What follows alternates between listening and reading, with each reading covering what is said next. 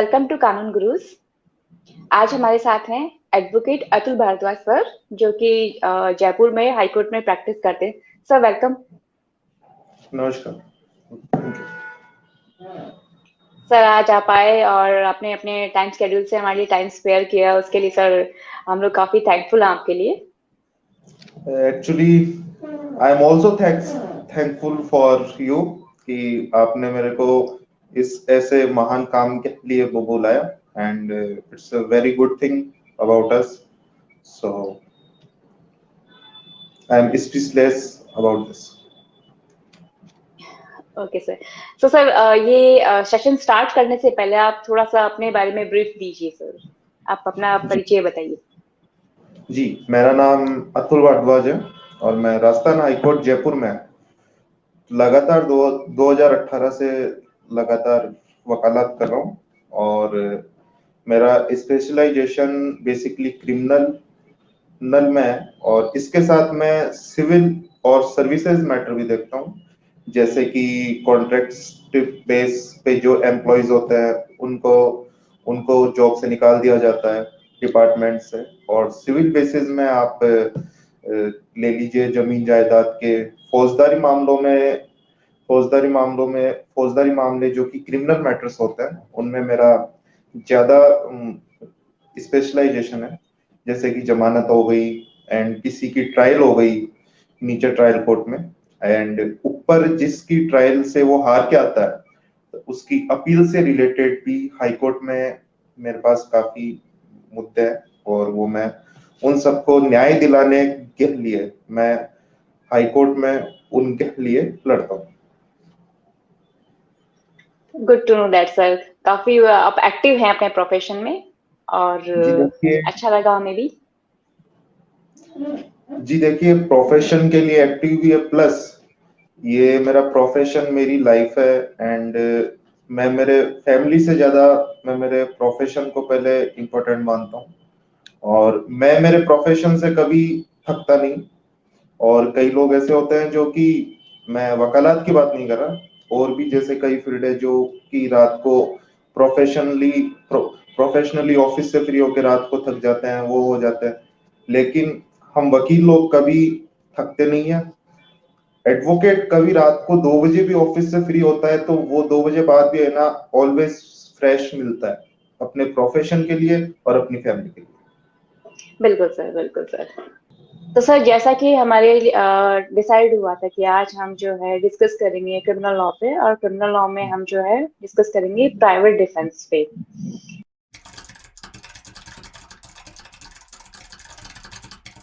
तो सर इसमें स्टार्ट करते हैं, और इसमें मेरा जो फर्स्ट क्वेश्चन है सर कि प्राइवेट डिफेंस क्या होता है, आप जरा इसके बारे में ब्रीफली बताइए। जी देखिए फिरदौस जी, मैं सबसे पहले तो आपका क्वेश्चन बहुत अच्छा क्वेश्चन है और मैं आपको सबसे पहले इस क्वेश्चन का थोड़ा सा आंसर बाद में दूंगा। मैं सबसे पहले ये चीज बताना चाहूंगा कि क्या प्राइवेट डिफेंस किस कोड में आता है और ये कौन से सेक्शन में है और ये आईपीसी के कौन से चैप्टर में आता है। सबसे पहले फिरदौस जी अपन बात करते हैं आईपीसी की, इंडियन पेनल कोड 1860। इसकी आईपीसी बेसिकली एनेक्टेड डेट थी इसकी 6 अक्टूबर 1860। असेसमेंट डेट रही इसकी 6 अक्टूबर 1860। आफ्टर दैट 1 जनवरी 1862 में ये कमिटमेंट हो गए और ये फोर्सेबल हुआ। 1860s को इसलिए बोलते हैं क्योंकि ये 1860 में बनके ये तैयार हुआ था। इसके बाद इसमें टोटल 23 चैप्टर्स जोड़े गए और सेक्शंस 511 इसमें पूरे लगाए थे। आईपीसी आईपीसी क्रिमिनल लॉ को है ना रिप्रेजेंट करता है और आईपीसी एक सिविल यूनिफॉर्म कोड है जो कि ऑल ओवर पूरे भारत में ये अप्लाई होता है। चूंकि पहले आर्टिकल 370 जब अप्लाई था जम्मू कश्मीर पे, तब ये जम्मू कश्मीर पे ये लगता नहीं था, आईपीसी अप्लाई नहीं होता था, वहां पे रणवीर पैनल कोड अप्लाई होता था। अब आर्टिकल 370 टी अनकॉन्स्टिट्यूशनल होने के बाद इसको पूरे भारत पे अप्लाई कर दिया गया। और इसमें आप पूछ रही हैं कि प्राइवेट जी सर। डिफेंस एक जनरल एक्सेप्शंस का पार्ट है।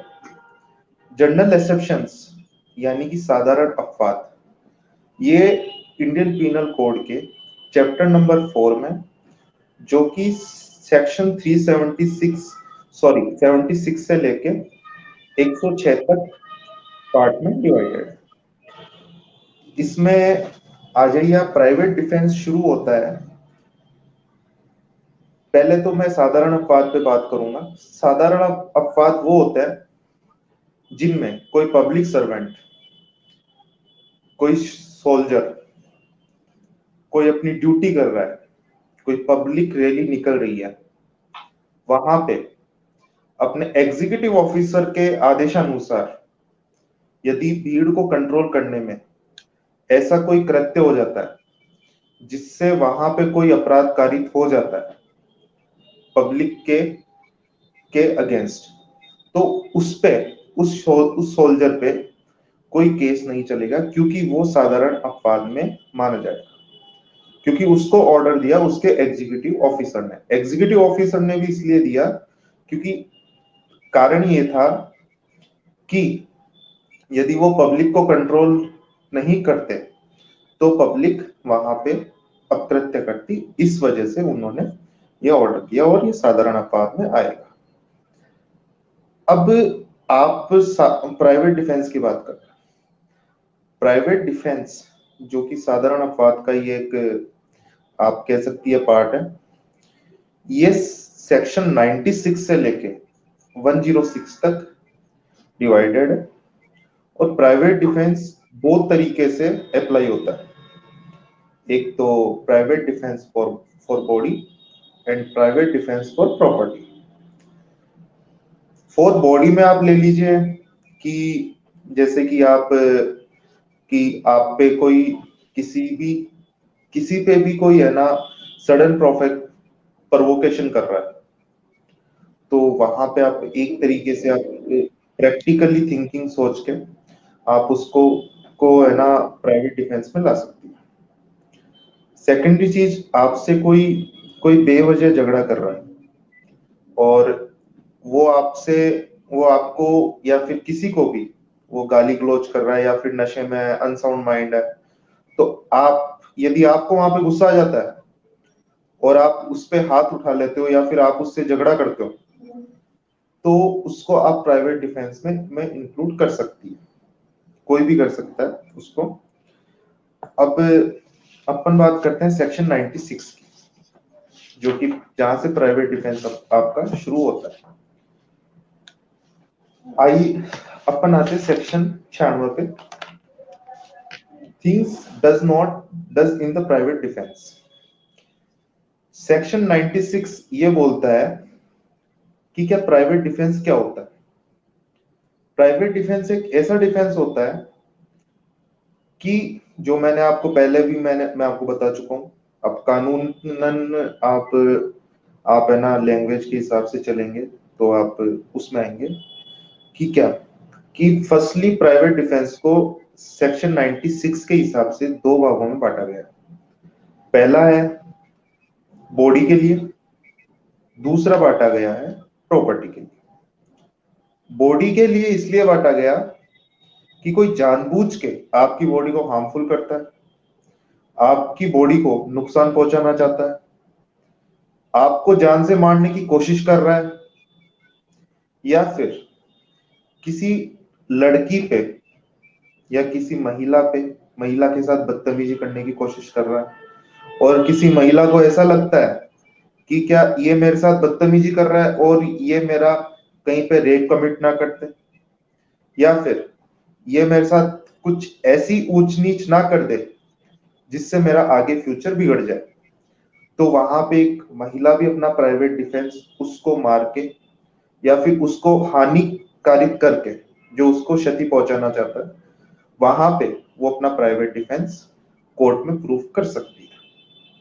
सेकेंडरी चीज, बॉडी के लिए आप बात कर रहे हैं, मैं कहीं रास्ते में जा रहा हूं, मेरे साथ रॉबरी करने की कोई कोशिश करता है, तो उस पे क्या होगा कि मेरे को ऐसा लग रहा है कि क्या ये मेरे साथ रॉबरी कर रहा है और ये मेरे को जान से मार देगा, उसके पास हथियार है, तो मैं वहां पे यदि इनकेस आसपास मेरे कोई पुलिस स्टेशन नहीं है या फिर कोई ऐसी कोई पब्लिक सर्वेंट की जैसी कोई पैलेस नहीं है जहां पे मैं किसी पब्लिक सर्वेंट को, पुलिस ऑफिसर को, जहां से मैं एक बार बच सकूं, तो वहां पे मैं अपना एक प्राइवेट डिफेंस यूज में कर सकता हूं, उसको क्षतिकारित करके, अपराधी को क्षतिकारित करके। ठीक है, ये तो आपका हो गया बॉडी पे प्राइवेट डिफेंस। बॉडी पे प्राइवेट डिफेंस में यदि प्राइवेट डिफेंस में, बॉडी पे प्राइवेट डिफेंस में कोई आपसे मर जाता है, मतलब कि वो उसकी आप उसको जान से खत्म कर देते हैं और आप अपना प्राइवेट डिफेंस यूज करते हैं, आप उसको कोर्ट में प्रूफ करते हैं, कोर्ट में प्रूफ वो बर्डन ऑफ प्रूफ के बिहाफ पे होगा।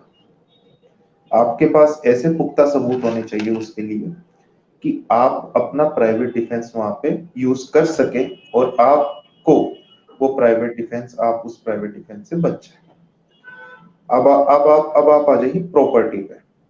प्रॉपर्टी पे आप प्राइवेट डिफेंस कैसे करेंगे?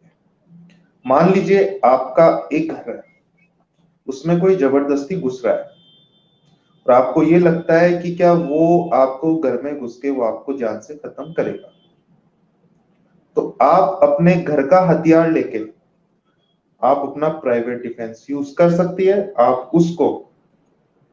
उसको जान से भी खत्म कर सकती है, आप उसको हार्मफुल भी कर सकती है कि वो चलने की कंडीशन में ना हो। लेकिन वो आप प्रॉपर्टी में उसी कंडीशन में कर सकती है जो कि मैंने पहले भी आपको बताया कि नियर बाई यदि कोई पुलिस स्टेशन नहीं है और कोई आप कन्विक्टेड होने में आप जा ही नहीं सकते घर से, या फिर रात का कोई ऐसा समय है कि आपको कोई कोई भी है ना जाने का कुछ भी है ना मार्ग वगैरह मिल नहीं रहा, या फिर कन्विक्शन आपका हो नहीं रहा वहां पे, मतलब आपका संपर्क पुलिस स्टेशन से हो नहीं पा रहा, तब आप वो प्राइवेट डिफेंस यूज में कर सकती है अगेंस्ट द प्रॉपर्टी। प्रॉपर्टी में आपके घर भी आ गए, मूवेबल प्रॉपर्टी भी आ गई, इमूवेबल इमूवेबल प्रॉपर्टी आ गई, एंड टेंट इमूवेबल प्रॉपर्टी में, और जैसे कोई टेंट आ गया, आपके जमीन आ गई, ये सब चीजें आपके प्राइवेट डिफेंस में आएगी जो कि प्रॉपर्टी के संबंध में। सेकेंडरी चीज, अब अपन बात करते हैं सेक्शन 97। ठीक है, सेक्शन 97 आपका, सॉरी सेक्शन 96 आपका बताता है प्राइवेट डिफेंस। सेक्शन 97 जो मैं आपको बता दिया, these are divided in two part, body and property. Section 98,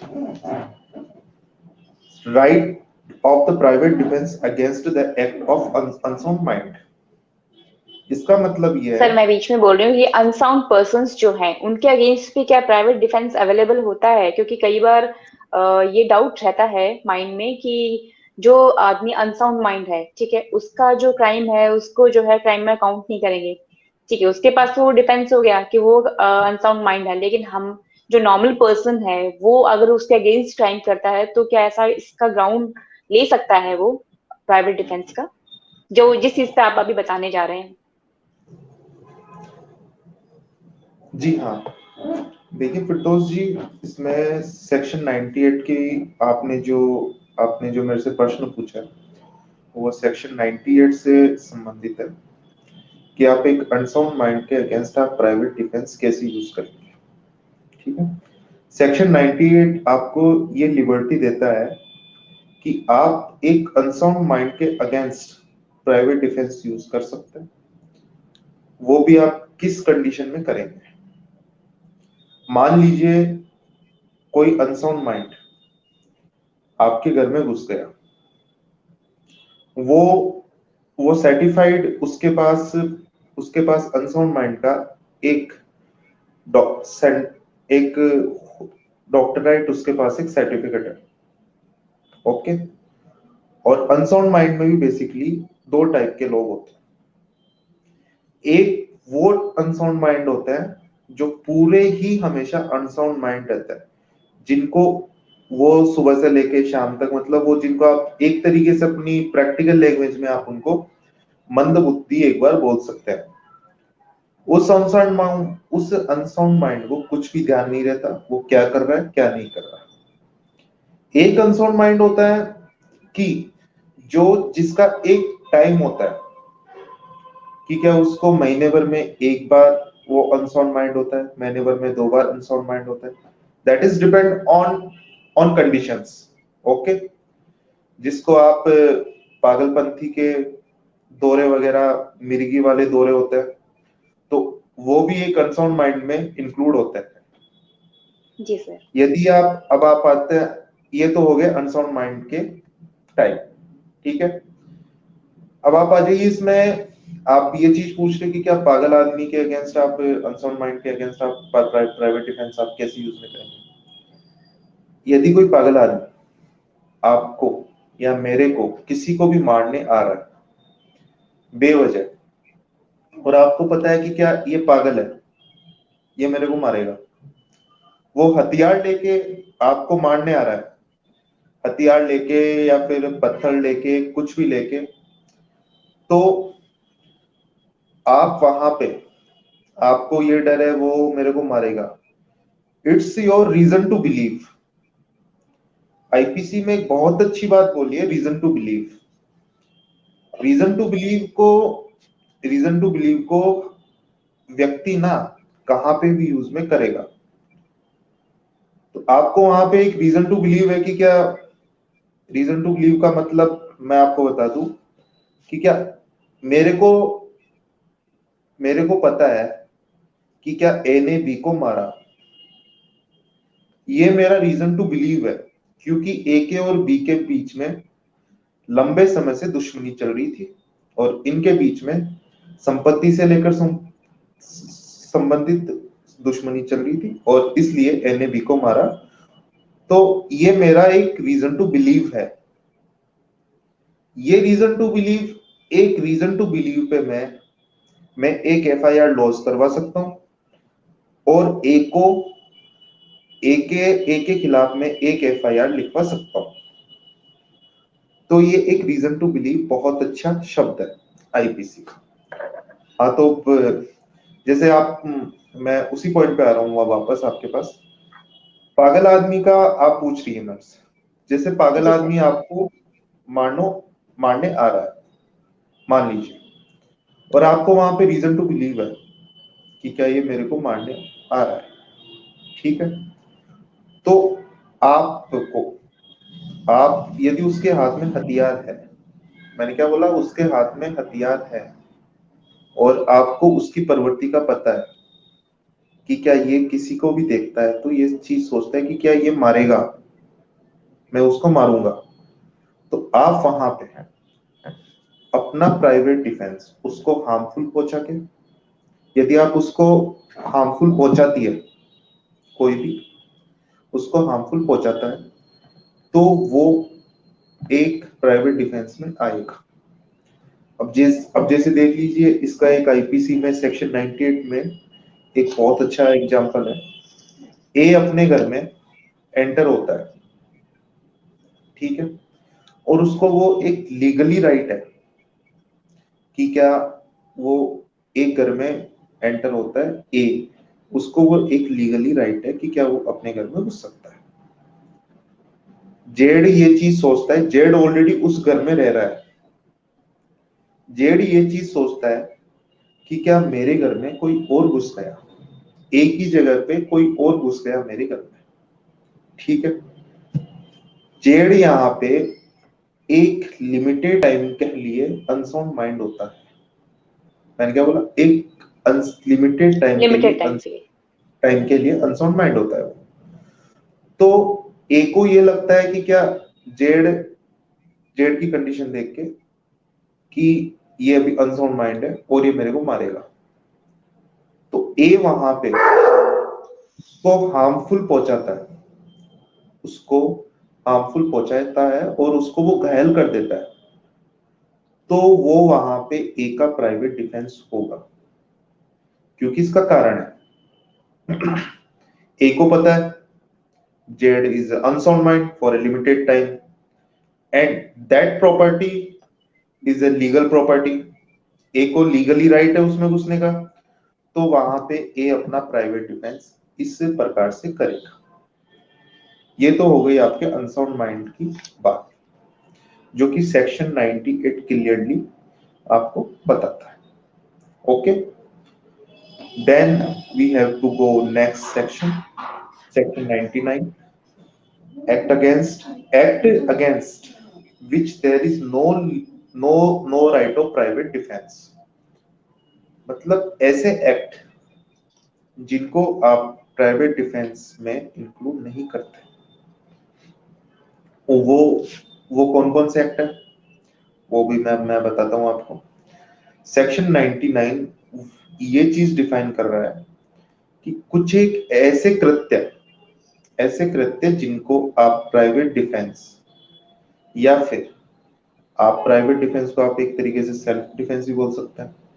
normally normally जो सिविलियन पर्सन है, जो एक जो आप और मैं तो वकील है, तो ऑब्वियसली आप और मैं तो एक कानूनन भाषा ही बोलेंगे प्राइवेट डिफेंस, बिल्कुल sir.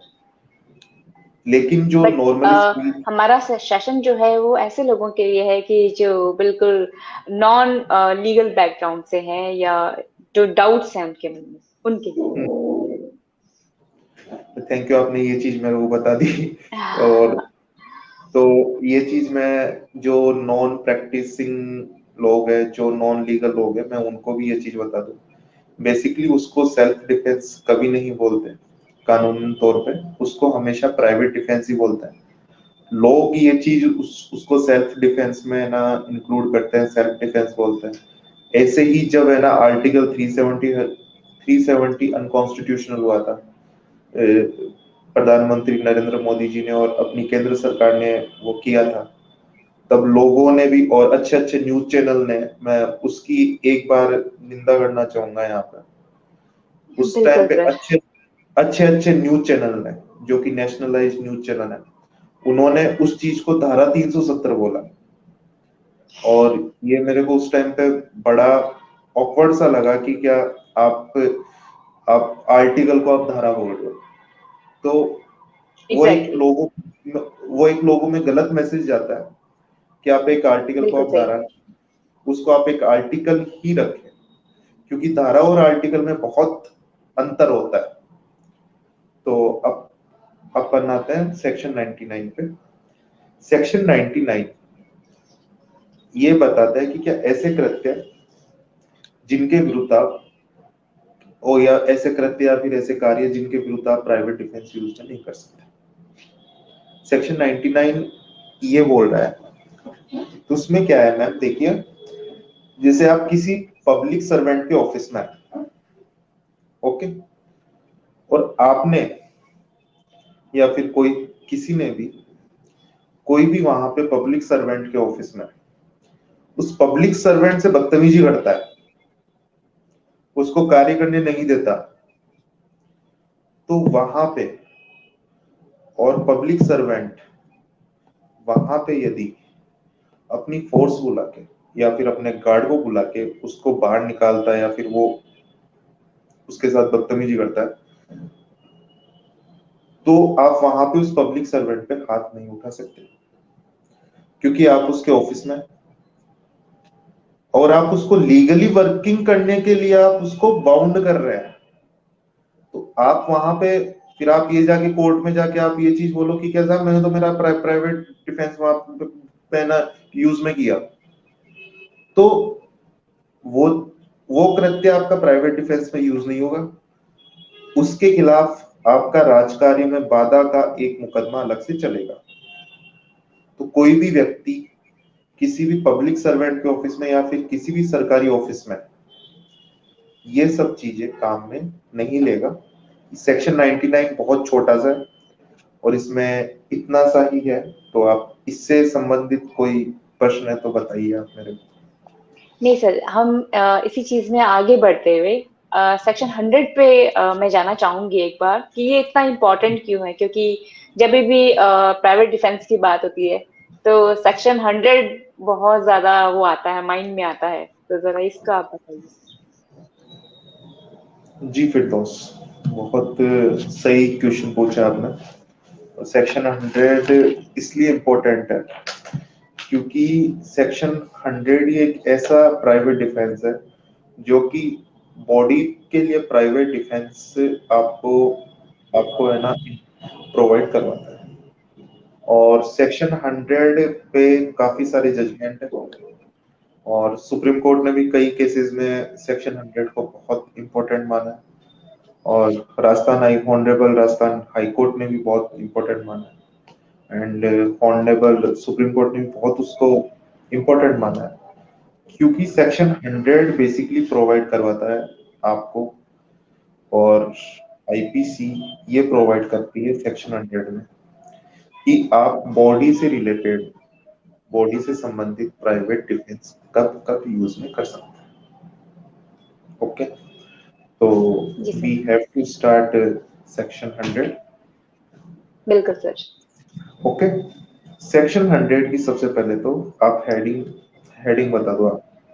When the right of private defence of the body extends to causing death, मतलब इसका ये हुआ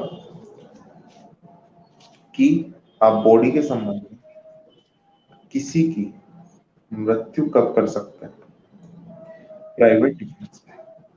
ओके, इसमें आप मृत्यु भी कारित कर सकते हो, इसमें आप उसको हार्मफुल भी है ना कर सकते हैं, इसमें आप उसको है ना ऐसा भी बना सकते हैं कि क्या आप उसको एक बार के लिए तो आप उसको निराधार कर सकते हैं। ओके, सेक्शन 100 को बेसिकली 7 पॉइंटों में बांटा गया, ठीक है, 7 भागों में बांटा गया है इसको। पहला भाग जो है इसका इसका प्राइवेट डिफेंस, सेक्शन 100 बेसिकली पूरा ही प्राइवेट डिफेंस, जो कि पूरा ये कह रहा है कि क्या आप ये सिर्फ और सिर्फ बॉडी को है ना ये करता है सेफ। सॉरी, मेरा क्या मोबाइल गिर गया, सॉरी बहुत है। कोई बात नहीं सर, कोई बात तो मैं बात करना चाहूंगा सेक्शन 100 की। इसमें पहला भाग जो है, जो इसका पहला पॉइंट है, firstly such an assault as में reasonably cause the apprehensions the death will otherwise be consequence such assault। मतलब ये है इसका कि यदि कोई आपको असॉल्ट करने की कोशिश कर रहा है, ठीक है, प्रैक्टिकली समझिए, देखिए आप, क्योंकि लॉ को, कानून एक ऐसी चीज है जिसको आप प्रैक्टिकली समझेंगे तो वो अच्छे से समझ में आती है। किताबी नहीं। Exactly sir. किताब से आप समझेंगे, बुक से समझेंगे तो वो मोस्टली बहुत लोगों के कम समझ में आती है, और आप जजमेंट के हिसाब से समझिए, आप उस हिसाब से कानून को समझिए एक बार। पहला पॉइंट है कि क्या आप किसी को असॉल्ट करना चाहिए, मतलब कोई भी आपको असॉल्ट करना चाह रहा है, तो असॉल्ट के अगेंस्ट में आपको पता है कि क्या ये मेरे को असॉल्ट करेगा और इससे मेरी जान जा सकती है कभी, तो आप उसमें आप उस पे ना हमला कर सकती है, आप उसको जान से भी मार सकते हैं। यदि आप उस पे हमला करते हैं तो वो चीज आपको कोर्ट में प्रूफ करनी होगी। यदि आप उस पे यदि आप उसको जान से मारती हैं तो वो चीज आपको एक बार कोर्ट में प्रूफ करनी होगी कि क्या मैंने ऐसा क्यों किया। और हर एक देखिए, प्राइवेट डिफेंस ले लीजिए या फिर कोई भी सेक्शन ले लीजिए या फिर कोई भी कृत्य ले लीजिए, आप कोई भी एक्ट ले लीजिए, आईपीसी का या फिर सिविल का या फिर किसी का भी, ठीक है, तो आपको उसमें एक बर्डन ऑफ प्रूफ बहुत अच्छी चीज है, वो आपको वहां पे प्रूफ करनी होगी।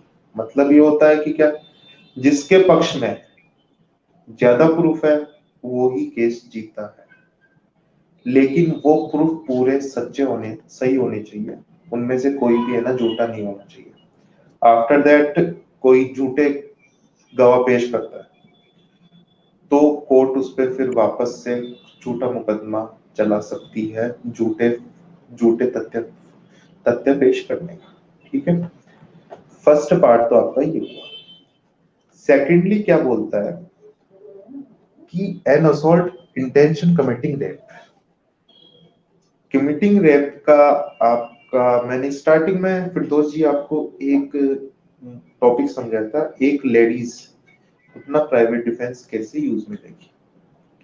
सपोज दैट कोई लेडी है, गर्ल है, ठीक है, वो माइनर है और मेजर है। माइनर है तो उसमें इतनी समझ है कि क्या मेरा कोई रेप करने आ रहा है, ठीक है, मेरा अपराधी एक्यूज्ड पर्सन, विक्टिम पर्सन को ये लग रहा है कि क्या वो मेरा रेप करेगा, किसी भी लड़की को या फिर लेडी को, एक्स वाई जेड, तो और वो उसको जबरदस्ती उसकी उसके साथ रेप करने की कोशिश करता है, तो वो वहां पे वो लेडी या फिर विक्टिम वहां पे अपना प्राइवेट डिफेंस यूज कर सकती है। वो उस एक्यूज्ड पर्सन को जान से भी खत्म कर सकती है, और वो उसको वो उसको है ना, बेसिकली आप कह लीजिए वो उस पर हमला भी कारित कर सकती है। उस हमले से उसकी जान भी चली जा सकती है, या फिर वो ऐसा मतलब हो जाए कि क्या उसकी उसकी है ना, वो देख ना सके, और वो वहां से करके, वो लड़की एक बार वहां से, वो लेडी वहां से एक बार अपना प्राइवेट डिफेंस यूज करके वो अपने आप को सेव कर सकती है। लेकिन आसपास में कोई भीड़ भाड़ है, या फिर ऐसी कोई जगह है जहां पे पुलिस को वो को है ना इन्फॉर्म कर सके, तब वो अपना प्राइवेट डिफेंस बहुत कम यूज कर सकती है। इन केस उसे ऐसा लग रहा है कि क्या मेरी कोई नहीं सुनने वाला, यहाँ पे कोई भी नहीं है, तो वो अपना एक बार प्राइवेट डिफेंस यूज में ले सकती है।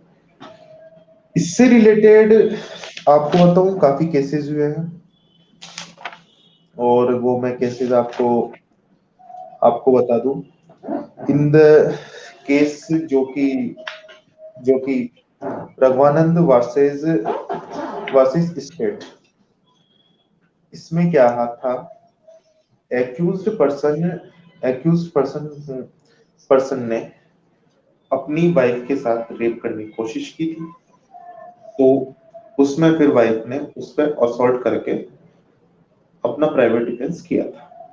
ओके, केस लॉस के बारे में अपन पूरा समझ के मैं आपको पूरा केस लॉस का बताऊंगा। बिल्कुल ओके, सर, क्योंकि केस लॉ से ही चीजें काफी ज्यादा क्लियर होती हैं। ओके, देन अब आप आ जाइए फोर्थ पे। सॉरी, जो मैंने रेप वाला बताया वो थर्ड था, वो क्या बाय मिस्टेक वो हो गया, sorry for that. Fourth, intention for gratification. अब फोर्थ आ जाइए, अननेचुरल अननेचुरल सेक्स से रिलेटेड।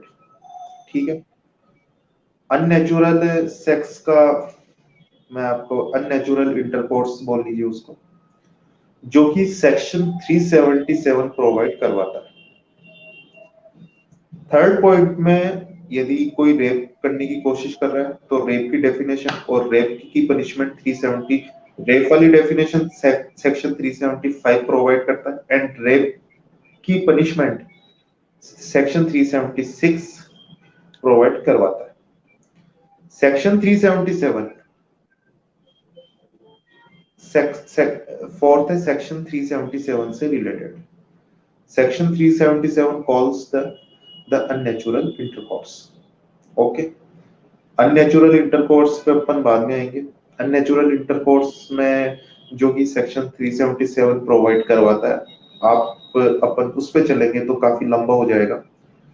तो यदि किसी भी व्यक्ति के साथ कोई अननेचुरल कोई अननेचुरल कृत्य करने की कोशिश करता है,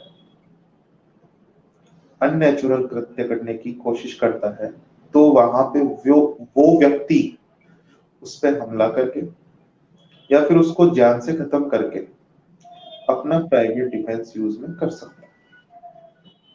ओके, तो बिल्कुल सर। इसके केस लॉस है। I will tell you. After that, I will complete the all section, this section, then I will tell you. Then five provide करवाता है कि आप in case kidnapping, okay, kidnapping से related यदि कोई kidnapping से related यदि कोई किसी को किडनैप कर रहा है, ठीक है, या फिर उसको अबेटिंग करने की कोशिश कर रहा है, जो कि किडनैपिंग की डेफिनेशन, जो किडनैपिंग अबेटिंग और ये सब किडनैपिंग अबेटिंग ये प्रोवाइड करवाता है आईपीसी के ही section 359, 360 and 361 and abetting also related to the section 363. Okay, ये 4 सेक्शन प्रोवाइड करवाते हैं ये आपके section 359, section 360, section 361 and section 362। ये आपको किडनैपिंग अबेटिंग प्रोवाइड करवाता है आईपीसी की।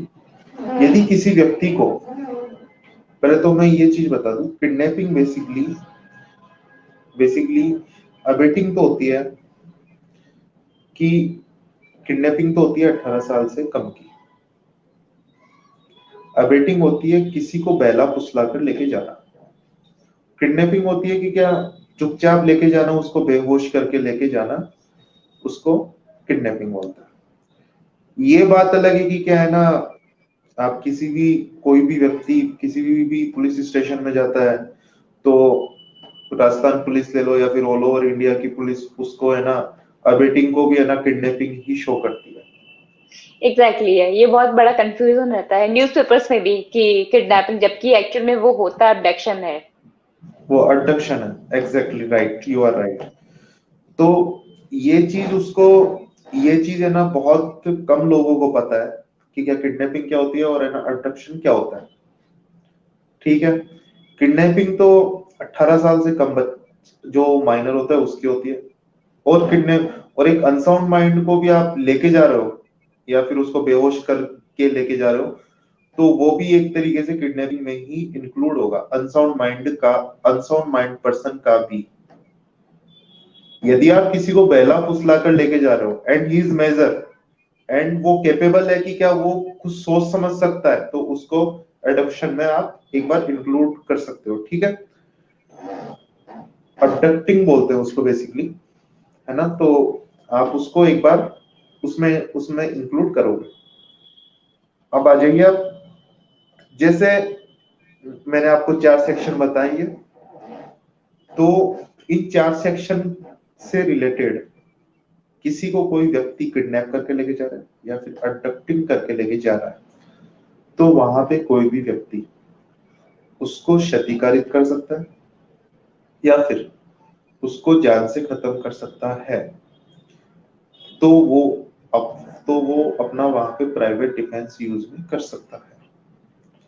लेकिन वो चीज, मैं बार बार वही चीज बता रहा हूं आपको कि ये सब चीजें प्राइवेट डिफेंस आपको मस्ट भी कोर्ट में प्रूफ करना पड़ेगा। यदि आप प्राइवेट डिफेंस अपना कर रहे हो या फिर कोई भी व्यक्ति कर रहा है अपना प्राइवेट डिफेंस, तो वो उसको कोर्ट में प्रूफ करना पड़ेगा, क्योंकि कोर्ट हमेशा प्रूफ मांगता है, proof plus legally point of issue पे कोर्ट हमेशा आपको एंटरटेन करता है। ओके, तो बिल्कुल sir. Did you understand about the kidnapping और अबडक्शन? एग्जैक्टली सर, बहुत अच्छे से क्लियर किया आपने दोनों दोनों जो डिफरेंसेस है वो भी, और जो कंटेंट है उसको भी। नहीं फिरदौस जी, देखिए ये अपने भारत की जनता का या फिर न्यूज़पेपर वालों की कमी मान लो या फिर नहीं सर, एक बिल्कुल, तरीके, जो भी हमारे व्यूअर्स हैं वो भी डेफिनेटली अपने कमेंट बॉक्स में अपनी क्वेरीज डाल सकते हैं regarding this all this stuff. Exactly right. तो ये तो देखिए सबसे बड़ा ये एक इशू है कि क्या कोई समझ नहीं पाता कि क्या अब 30 साल के लड़के को भी कोई है ना उठा के लेके जा रहा है या फिर उसको बेला फुसला के लेके के जा रहा है, तो न्यूज़पेपर में सीधी सी एक हेडलाइन आती है कि क्या कल रात को फला फला तारीख को इसी स्थान से है ना इतने लोगों ने एक ऐसे व्यक्ति को किडनैप के ले गए। और सर ऐसा इन्हीं डाउट्स को क्लियर करने के लिए ही तो कानून गुरुज ने ये सीरीज स्टार्ट की है, जो कि आज तो हम ऑर्गेनाइज कर रहे हैं सर। इस चीज का मैं बहुत बड़ा कदरदान हूँ कि क्या आपने मेरे को इनवाइट करा आज। और ये मेरा सौभाग्य है कि क्या मैं जो मेरे को जितना भी आता है वो मैं आपसे शेयर कर रहा हूँ आपसे एक बार। ये तो मेरा खुद का सौभाग्य है। तो नहीं सर, भी हम लोग भी अपने आप को बहुत लकी मानते हैं कि आज आप हमारे साथ एसोसिएट हैं, आप हमारे साथ अटैच्ड हैं एज ए लॉयर, और आज हमारे सेशन में आप हमारे साथ में। It's our working, you know very well. So ये चीज है कि ना न्यूज चैनल वालों को भी सोचनी चाहिए और पुलिस डिपार्टमेंट को भी सोचनी चाहिए कि क्या हम लोग कोई भी एफआईआर लिख रहे हैं तो एफआईआर लिख के उसको है ना किडनैपिंग में है ना इंक्लूड करें या फिर है ना अब्डक्शन में उसको हम इंक्लूड करें। पूरा पढ़ के पूरा सोच समझ के उस चीज को करना चाहिए। Okay, exactly. Then we have to next point 6 point.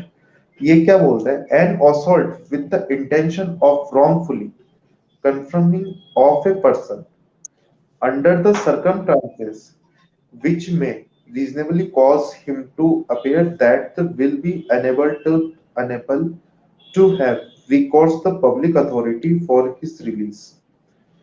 इसका मतलब आप ये ले लीजिए कि 6 पॉइंट पे मैं जो मैंने आपको बताया 6 पॉइंट बताया कि आपको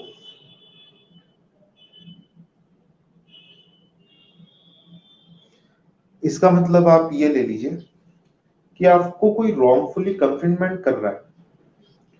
रॉन्गफुली कन्फिनमेंट का आप मतलब ये ले लीजिए कि आपको कोई गलत तरीके से या फिर या फिर किसी गलत उद्देश्य से आपको आपको उठा रहा है या फिर आपके साथ बदतमीजी कर रहा है XYZ, आपको हार्म पहुंचाने की कोशिश कर रहा है। जो फर्स्ट पॉइंट था, मैंने आपको फर्स्ट पॉइंट बताया था इसमें असोल्ट वाला, do you know about that? So 6 point related उसी से करता है। ये आप ये चीज देखिए, इंडियन पिनल कोड में एक सेक्शन दूसरे सेक्शन से अटैच है। ओके, बेसिकली क्या है, पूरे भारत के कानून में एक कानून जहां पे लिबर्टी प्रोवाइड करवा रहा है एक आम आदमी, वही कानून वही दूसरा कानून उस उस एक आम आदमी को ये चीज बोल रहा है कि आपको लिबर्टी इतनी ही है, यदि आप यहां तक भी पहुंचे तो आपको ये दूसरा कानून आपको जकड़ लेगा। ओके, तो आईपीसी भी एग्जैक्टली। वैसा ही है। सेक्शन 100 बॉडी के लिए बोल रहा है और सेक्शन 103 प्रॉपर्टी के लिए बोल रहा है। सेक्शन 100 दूसरे सेक्शन को भी है ना यहाँ पे है ना इंक्लूड कर रहा है कि क्या है ना, आप इसकी डेफिनेशन उस सेक्शन में देखें। आपके साथ ऐसा कोई करता है तो आप उसको फिफ्थ तक आपने देखा कि हर एक सेक्शन इससे रिलेटेड कर रहा है। अब ऐसे ही आप 6 पे आ जाइए।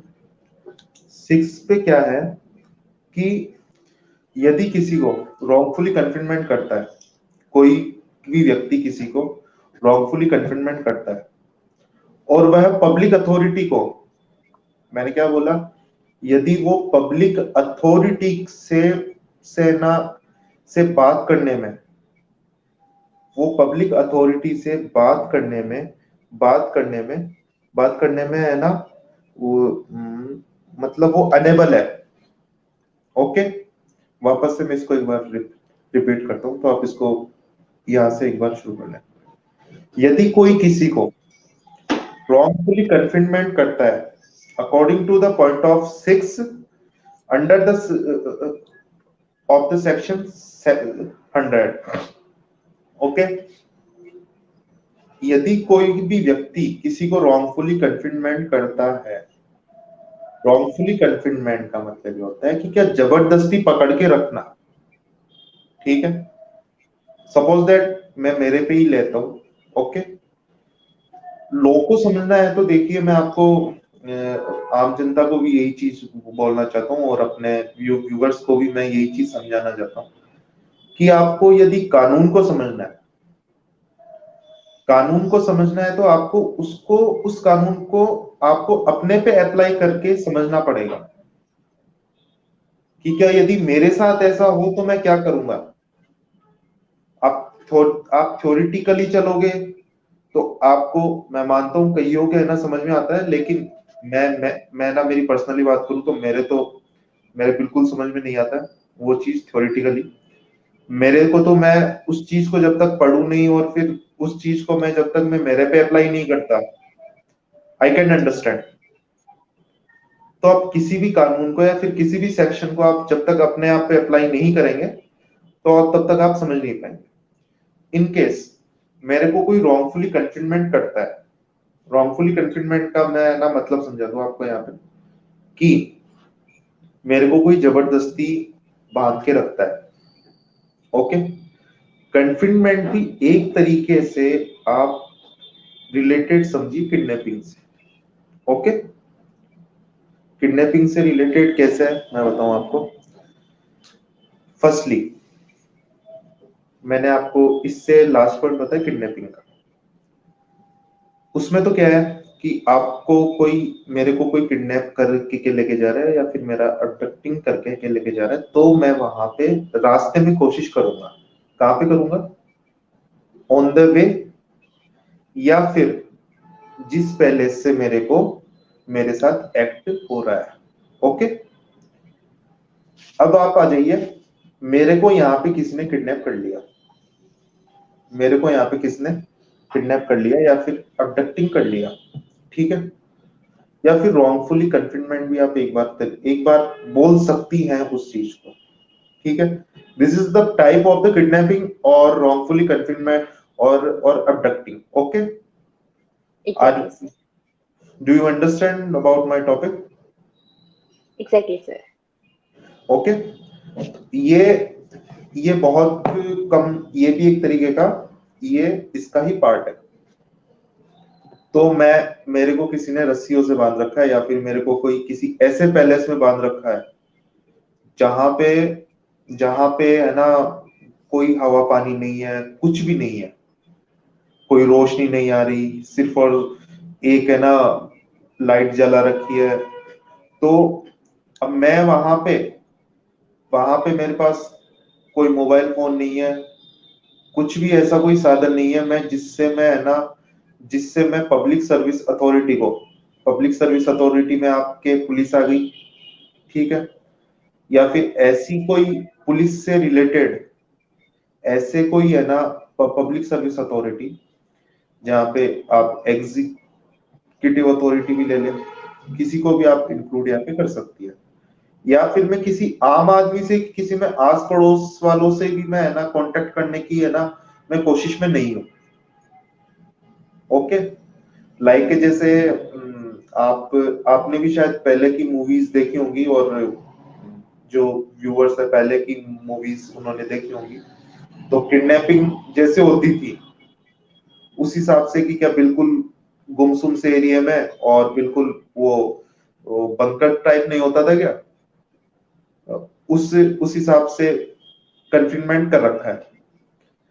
अब मेरे को वहां पे मैं पब्लिक सर्विस अथॉरिटी से मैं कांटेक्ट करने में अनेबल, मैं वहां पे एक्यूज्ड पर्सन को मारू या फिर उसको हार्मफुल कर दूं, क्या कर दूं, हार्मफुल उसका करूं या हार्म फिर, कर दे.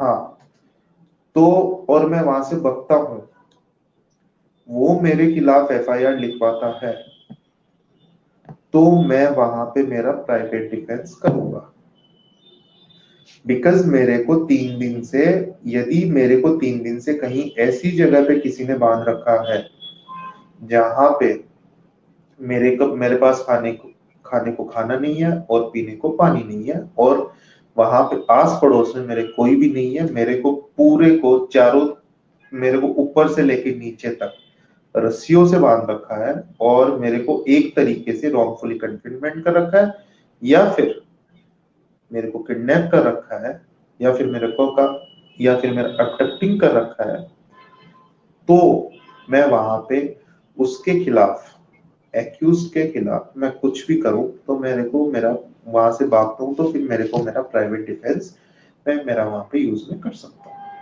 Okay, did you understand about the six Yes, sir. Six Yes. Okay, So these are next, all 6 points.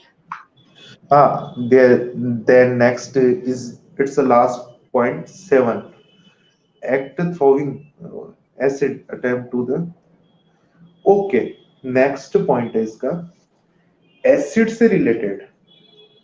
Acid से रिलेटेड कैसे मैं आपको बताऊं, यदि आप पे मोस्टली अपने ये इंडिया का एक ये तरीके से दुर्भाग्य रहा है कि क्या इंडिया की लड़कियों पे आज भी है ना एसिड फेंके जा रहा है, और लेकिन उसमें गवर्नमेंट भी है ना कुछ नहीं कर पा रही, पुलिस भी उसमें कुछ नहीं कर पा रही। तो और उन लड़कियों को और उन आम लोगों को जिनके साथ ऐसा हो रहा है, उनको उनको अपना अधिकार नहीं पता कि क्या मैं क्या कर सकता हूँ या फिर मैं क्या कर सकती हूँ। उन बेचारी लड़कियों के साथ मेरे पास एक दो केसेस है, एक केस आया था मेरे पास ऐसा कि किसी लड़की के साथ कुछ एक लोगों ने गलत काम किया, आफ्टर दैट उसको उन्होंने जान से खत्म कर दिया, लेकिन वो उस लड़की का उस लड़की के है ना पूरे फेस पे थोड़ा सा एसिड फेंक के उसका फेस बिगाड़ दिया उन लोगों ने। लेकिन वही है कि क्या आम पब्लिक भी उसके लिए अवेयर नहीं है, और पब्लिक सीधा क्वेश्चन उठाती है लड़की पे, जनता सीधा ये बोलती है कि क्या लड़की ही गलत होगी, तो बेसिकली ऐसा होता नहीं है। So this is the different topic, इसके बारे में कभी नेक्स्ट टाइम अपन चर्चा करेंगे। तो बिल्कुल सर। नेक्स्ट है कि क्या यदि आप पे कोई एसिड वगैरह फेंकता है, सपोज दैट आपके साथ या फिर मेरे साथ किसी आम पब्लिक के साथ या फिर किसी एक के साथ किसी के साथ भी ऐसी सिचुएशन आ जाए कि आप पे एक्यूज पर्सन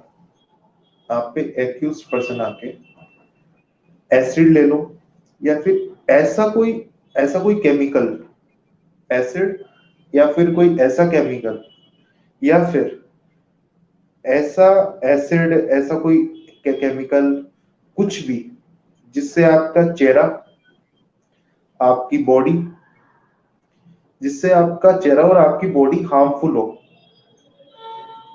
हो, तो आप वहां पे, और आपको पता है कि क्या वो मेरे पे अटेम्प्ट करने वाला है, you know very well they want attempt to me, कि क्या वो आदमी मेरे पे अटेम्प्ट करेगा, हाथ में एसिड लेके आ रहा है, एसिड की बोतल लेके आ रहा है, या फिर ऐसा कोई लिक्विड लेके आ रहा है, या फिर कोई कोई ऐसा केमिकल लेके आ रहा है जिससे वो मेरे पे या आप पे किसी पे भी वो अटेम्प्ट करेगा, और उससे मेरे बॉडी का चेहरा या फिर बॉडी का ऐसा कोई पार्ट जिससे मेरे को नुकसान हो जाएगा और मैं कुछ नहीं कर पाऊंगा आगे। ओके, तो आप वहां पे उसके अगेंस्ट आप अपना प्राइवेट डिफेंस यूज कर सकती है, आप उसको हार्म पहुंचा सकते हैं, आप उसकी डेथ कॉज कर सकते हैं वहां पे। This is the main point, and private defence का, and 7th point was last point.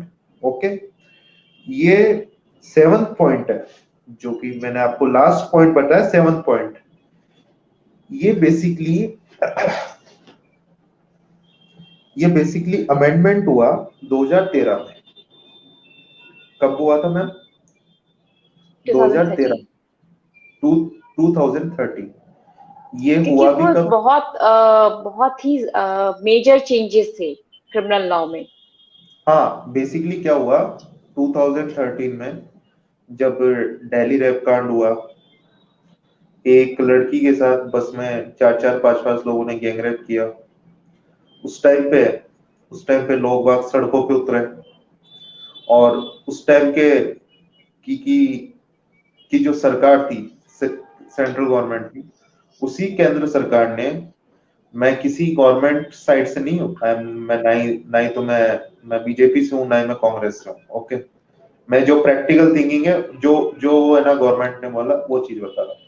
उस टाइम पे लॉ मिनिस्टर्स ने, काफी ने ये चीज बोली कि क्या सड़कों पे असामाजिक तत्व घूम रहा है, क्योंकि वो लोग उस रेप विक्टिम को, उस लड़की को जो उन उन चार लोगों ने मारा था रेप कमिट करके, तो उसके न्याय के लिए वो लोग लड़ रहे थे। लेकिन गवर्नमेंट ने ये चीज बोली, ये तो असामाजिक तत्व है जो है ना सड़क पे ना उतर रहे हैं। तो आफ्टर दैट क्या हुआ कि सेंट्रल गवर्नमेंट ने उसमें आईपीसी में सेक्शन 376, जो रेप से जो जो रेप पनिशमेंट से रिलेटेड है, उसमें अमेंडमेंट करे। उसमें उसमें अमेंडमेंट करके उसमें उसमें है ना, मैं बहुत अच्छा अमेंडमेंट मानता हूँ कि क्या आईपीसी में पहला कोई ढंग का अमेंडमेंट हुआ होगा जब से आईपीसी बनी है, उसके बाद से पहला कोई ढंग का अमेंडमेंट होगा ये, कि एक तो सेक्शन 100 में 7 पॉइंट जोड़ा इन्होंने, कि क्या एसिड वगैरह फेंकते हैं किसी भी लड़की पे या किसी भी लेडी पे, तो वो अपना प्राइवेट डिफेंस यूज कर सकती है। और सेक्शन 376 में जो जो इन्होंने पनिशमेंट का, डेथ पेनल्टी का जो एक पॉइंट लगाया गैंग रेप से related, I was very happy कि क्या पहला कुछ ढंग का अमेंडमेंट हुआ है आईपीसी में। ओके मैम, तो ये थे अपना section 100। Okay, did you understand about the section 100? Yes sir, बहुत अच्छे से आपने जो है चीजें क्लियर की है। एंड इसमें अब हमारे इस सेशन में हम आगे बढ़ते हुए, अब मेरा आपसे ये पॉइंट है, जो मेरा नेक्स्ट क्वेश्चन है वो ये है कि बॉडी से रिलेटेड तो जो सेल्फ डिफेंस उसके बारे में हमने काफी डिस्कस किया। एंड नेक्स्ट सेम ये चीज जो है कि ये प्रॉपर्टी पे ये चीज कितनी अप्लाई होती है। आई मीन प्रॉपर्टी के प्रोटेक्शन में हम जो है सामने वाले की डेथ कर सकते हैं, या कितना अपनी प्रॉपर्टी को हम प्रोटेक्ट कर सकते हैं। आई मीन क्या राइट्स हमें अवेलेबल है as a self defence for property. Okay, फिर नाइस क्वेश्चन। एंड प्रॉपर्टी के रिगार्डिंग जो प्राइवेट डिफेंस है, it's a second part of the private defense. Okay, so firstly, a property private defense जो है वो आता है अंडर सेक्शन 103, मींस 103। ठीक है, उसकी सबसे पहले मैं आपको हेडलाइन बताना चाहता हूँ। When the right of the private defense of the property extend to the causing death, इसका मतलब साफ साफ ये है कि क्या ऐसा प्राइवेट डिफेंस जो कि प्रॉपर्टी से संबंधित है और आप उसमें कब डेथ कॉज कर सकते हैं। ओके, फर्स्ट, इसको चार भागों में बांटा गया है, चार भागों में इसको बांटा गया है। ओके, फर्स्टली इसका जो पार्ट है robbery. Okay, robbery, in case आपके घर में कोई भी चोर वगैरह इलीगली तरीके से रॉबरी करने आ रहा है, क्या करने आ रहा है? रॉबरी। ओके, रॉबरी का मतलब आप समझती हैं अच्छे से, you know very well about that exactly, robbery. Exactly. डकैती और रॉबरी में बहुत से लोग ऐसे हैं जो है ना थेफ्ट को भी रॉबरी मानते हैं और डकैती को भी वो देयर इज मानते हैं। Minor difference between robbery and theft. These are minor difference. Only one difference on highway or not highway, and after sunlight and before sunlight. ये एग्जैक्टली, डिफरेंस। Okay, exactly. तो अब आइए प्रॉपर्टी पे। जब आपकी property में कोई भी व्यक्ति रॉबरी के उद्देश्य से घुस रहा है और आपको आपको पता नहीं कि क्या वो मेरी कोई भी एक ए नाम का व्यक्ति मेरी प्रॉपर्टी में रॉबरी के उद्देश्य से आ गया, ठीक है, आप अनेबल हो, मैंने क्या बोला, आप enable to contact with your public servant और पुलिस। ऑब्वियसली देखो, प्रैक्टिकली आप सोचिए, जब आपके घर में या फिर मेरे घर में कोई रात को 2 बजे चाकू लेके घुस रहा है और वो रॉबरी के उद्देश्य से आ रहा है, तो आदमी पहले पुलिस को फोन करेगा या फिर उसको अपने घर के सामान को बचाएगा? आदमी सबसे पहले, फर्स्टली जो है ना, एक क्लिक होता है ना कि क्या मैं सबसे पहले अपने घर का हथियार निकालूं और इसको है ना पहले बांध के घर में बिठाऊं, आफ्टर दैट मैं पुलिस को फोन करूं। ओके, ये तो हो गई आपकी रॉबरी। तो आप वहां पे Okay. आप वहां पे क्या करेंगे, उसके साथ हार्ड कोर्स कर सकते हैं और आप उसकी वहां पे डेथ भी कर सकते हैं। ओके, टोटली फिर आपको बर्डन ऑफ प्रूफ पेश करके कोर्ट में आपको ये चीज आपको प्रूफ करनी पड़ती है। ओके, सेकेंड चीज आती है इसमें, house breaking by night. House breaking by night का मतलब क्या है कि रात रात में आपको आपके घर में कोई अनजान आदमी घुसता है, ठीक है, रात के 2-2:30 बज रहे हैं और आपके घर में अनजान आदमी घुस गया और आप अकेले हो, तो आप वहां पे क्या करोगे? हाउस ब्रेकिंग वाली कंडीशन में आप सबसे पहले, देखिए अकेले आदमी को कुछ नहीं सूझता मैम, अकेले आदमी को इनकेस रात को 2-2:30 बजे मैं भी आपके घर में घुस जाऊं ना और आप अकेले हो, तो भी आप सबसे पहले है ना, आप अपने घर का डंडा लेके, पुलिस को तो आप बाद में फोन तक करोगे और आप सीधा सा ये सोचोगे कि क्या इसके सर में मारूं और इसको सबसे पहले अंदर बिठा के और फिर मैं पुलिस को फोन करूं। एम आई राइट? Exactly. ओके, तो हाउस ब्रेकिंग की कंडीशन में कोई नाइट में घुस रहा है तो आप उसके अगेंस्ट आप प्राइवेट डिफेंस यूज कर सकती है, आप उसको हार्म पहुंचा के या फिर आप उसकी डेथ कॉज करके। Okay, next Exactly. थर्ड आता है इसमें, mischief by fire committed on any building, any tent, any vessel which is building, tent or vessel is used a human dwelling as a palace for the custody of property. Suppose that एक plot है, okay, plot में आपने tent लगा रखा है, ठीक है, आप उस टेंट में रह रही है,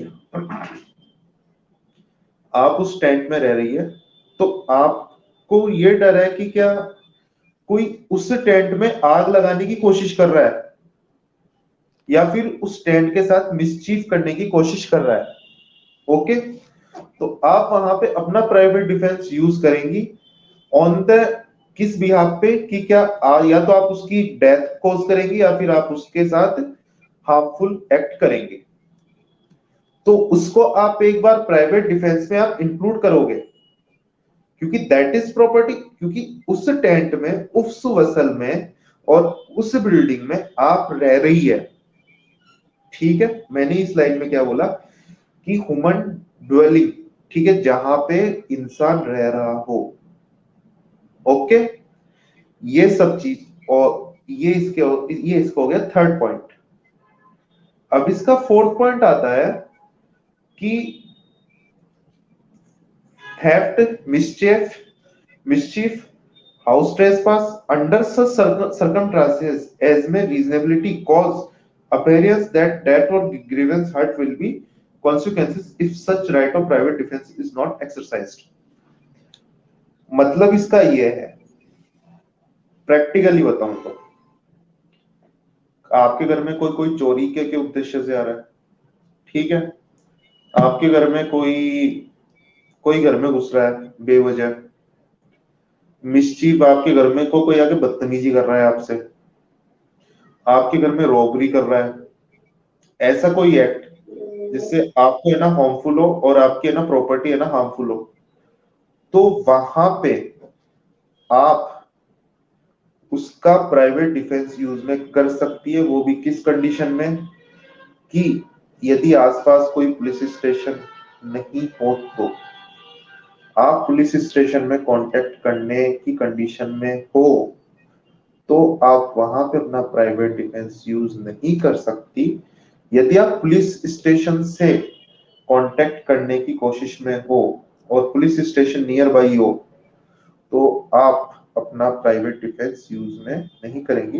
यदि नियर बाई नहीं हो तो आप अपना प्राइवेट डिफेंस यूज में करेंगे, और अनेबल टू कांटेक्ट वाली कंडीशन इसमें कंपलसरी रहेगी। अनेबल टू कांटेक्ट वाली कंडीशन आप इसमें बॉडी में भी ले सकती है और प्रॉपर्टी में भी ले सकती है, क्योंकि दोनों पे judgement honourable high court and by honourable supreme court of India के थ्रू बहुत अच्छे अच्छे जजमेंट है। वो मैं आपको जजमेंट बता था, लेकिन समय के कारण मैं आपको वो चीजें मैं आपको एक्सप्लेन अभी जजमेंट में अभी आपको एक्सप्लेन कर नहीं पाऊंगा, तो उसके लिए प्लीज तो ओके मैं सर, नेक्स्ट टाइम जब भी हम एक जजमेंट का सेशन हम जरूर रखेंगे, उसमें इंपॉर्टेंट जजमेंट हम डिस्कस करेंगे। जरूर। बाकी तो सर आपने बहुत अच्छे से आपने एलोबरेट किया है चीजों को। जी देखिए, ये मेरा काम है और एलोबरेट करना, और एक वकील का काम होता है कि क्या वो सोसाइटी में अपने कानून को कानून को। नेक्स्ट क्वेश्चन ये है कि कानून गुरु से आप एसोसिएट हैं, ठीक है, तो कैसा आप फील कर रहे हैं कानून गुरु के साथ में एसोसिएट करके, और कानून गुरु कैसा प्लेटफॉर्म है, आपके व्यूज क्या हैं कानून गुरु को लेके? जी देखिए फिरदौस जी, कानून गुरुज एक अच्छा प्लेटफॉर्म है।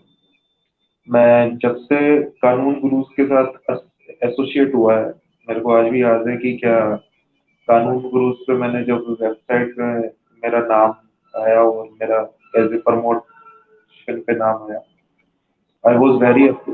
आफ्टर दैट मेरे पास काफी क्वेरीज आई, तो आई एम वेरी हैप्पी कि क्या कानून गुरुज आज आज इस लेवल तक पहुंच गया कि क्या हम जैसे एडवोकेट्स को, और इंडिया के हर एक कोने में कानून गुरुज पहुंच चुका है, और इंडिया के हर एक कोने में ना ना एसोसिएट पार्टनर्स है, हमारे पार्टनर्स है तो कानून गुरुज के। एंड ये एक बहुत अच्छी सोच है कानून गुरुज की कि क्या कि एक एक वेबसाइट के थ्रू थ्रू लोगों को, आम जनता को, इस देश के कानून को और इस देश के ना संविधान को जानने का मौका मिल रहा है। और लोगों को अभी तक, टचवुड, इंडिया के कई लोगों को जो बेचारे पढ़े लिखे लोगों को भी आज तक अभी तक ये नहीं पता कि क्या उनके ना संवैधानिक अधिकार क्या है, उनके उनके संवैधानिक दायित्व क्या है। तो तो ये एक कानून गुरुज का ये जो मोटो है कि क्या एक कॉन्स्टिट्यूशनल राइट का एक कॉन्स्टिट्यूशनल ड्यूटीज का जो कानून गुरुज और कानून गुरुज के जो जो एसोसिएट्स हैं वो है ना बता रहे हैं। इस चीज से बहुत अच्छी है ना खुशी होती है कि अपने देश में ये सब चीजें बहुत चल रही है, और कानून गुरुज एक ऐसा प्लेटफॉर्म है जो फ्री लीगल एड के द्वारा ये सब कर रहा है। आई एम वेरी हैप्पी बिल्कुल and I am very lucky person कि क्या मैं कानून गुरुज का है ना एसोसिएट मैं। Sir, we are also very happy to associate with you, और सर आज आप आए और आपने सर टाइम स्पेयर किया, thank you so much for it and thank you again. Okay, देखिए I am also very thankful to you कि क्या आपने मेरे को है ना अप्रिशिएट किया, एंड थैंक नहीं यू नहीं सर, बिल्कुल बिल्कुल, ठीक है, thank you. Thank you so much.